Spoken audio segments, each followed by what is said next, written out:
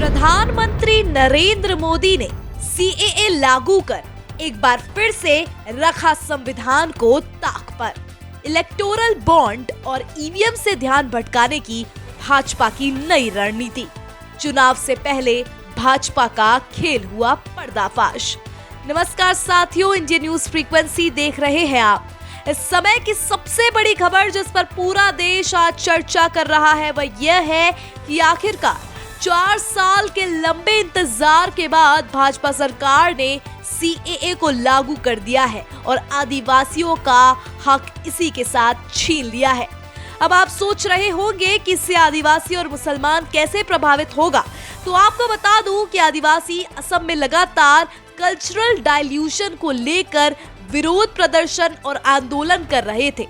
यानी कि अगर सीएए के माध्यम से 5 अल्पसंख्यक समुदाय को भारत में शरण मिलती है तो इससे उनके यानी कि वहां के लोकल लोगों के रीति रिवाज, रहने का तरीका, समूचे कल्चर पर प्रभाव पड़ेगा। साथ ही जनसंख्या विस्फोट होगा सो अलग। लेकिन सवाल ये है कि 2014 के बाद के शरणार्थियों का क्या और क्यों इसमें मुसलमानों को शामिल नहीं किया गया, क्योंकि मुसलमानों में भी शिया सुन्नी तमाम ऊंचा नीचा वर्ग होता है और वह भी तो शोषित हो सकते हैं। तो मुसलमानों को आखिर इसमें शामिल क्यों नहीं किया? और अगर राष्ट्र धर्म निरपेक्ष है तो कोई भी कानून धर्म के आधार पर कैसे बनाया गया? लेकिन अब सबके बीच सबसे बड़ा सवाल इसकी टाइमिंग को लेकर है कि आखिर 2024 के लोकसभा चुनाव से ठीक पहले इतना बड़ा फैसला सुनाना क्या बीजेपी को भारी पड़ेगा, या इसके माध्यम से भी बीजेपी वोट बटोरने का ही काम करती है? एसबीआई कहीं निजी डाटा शेयर कर भाजपा का काला चिट्ठा ना खोल दे? क्या इसके डर से ध्यान भटकाने के लिए और मीडिया को नया मुद्दा देने के लिए सीएए लागू किया गया?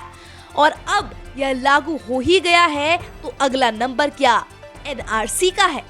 और आपको बताते चलूं, क्या इसके माध्यम से अगर एनआरसी लागू हो गया तो आपको कागजात दिखाने होंगे, यानी सीधा साधा अगर बात की जाए तो मुसलमानों पर हमला किया जाएगा, दंगे फसाद होंगे।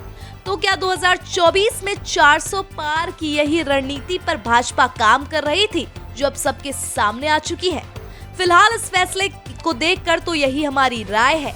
आपकी क्या राय है? कमेंट सेक्शन के जरिए हम तक पहुंचाइए। फिलहाल मुझे दीजिए इजाजत, मिलती हूँ आपसे अगली स्पेशल रिपोर्ट में। धन्यवाद।